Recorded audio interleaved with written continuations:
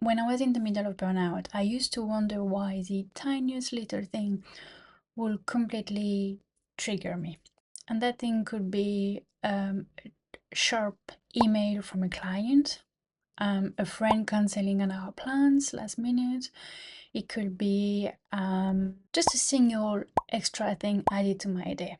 And from the outside and also from the inside, it looked like I was just being dramatic or too sensitive. But what I didn't know is that there was actually a clear biological explanation for what was happening to me. And once I understood that, it made a lot of difference for me. So in this video, I'm going to introduce you to two concepts: the window of tolerance and allostatic load.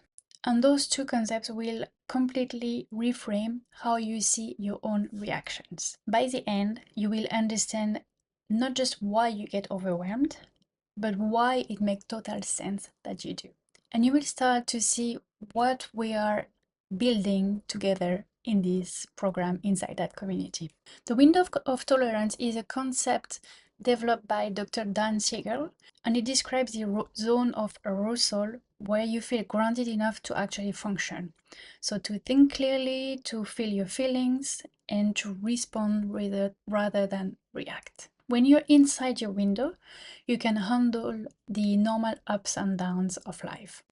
You can have a difficult conversation, you can feel different emotions like frustration without it spiraling. You can rest without feeling guilty or anxious. You're able to rest properly, and things feel manageable. A helpful way to think about this is that your window is like your emotional bandwidth. So when you're inside it, life feels smooth. When you move outside of it, your nervous system either overloads and spins, that's hyperarousal, or it crashes and shuts down, that's hypoarousal. And being inside your window of tolerance doesn't mean being calm and then all the time. You can still feel activated, excited, even stressed, and still be inside your window. The key is that you still feel like yourself, you still have access to your own thinking, choices, presence, your creative side, and you're just like up for a challenge. When something pushes you above your window of tolerance, you get fight or flight physiology. So anxiety, panic, racing thoughts, irritability, hypervigilance, tension in the body. Everything feels urgent and too much. When something pushes you below your window of tolerance into hyperarousal, you get more of a shutdown response. So that looks like numbness, brain fog, disconnection, exhaustion, and it's a kind of collapse where nothing feels worth doing. Both of these are survival states.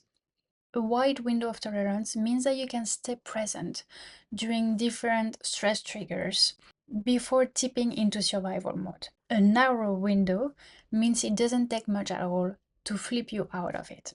Things like trauma, chronic stress, and years of having to push and override the body, all of this narrow the window over time. Which means that what looks like overreacting or someone that is too sensitive is often just someone with a window that's been squeezed smaller than it should be. And the good news you will have understood is if the window can shrink, it can also widen.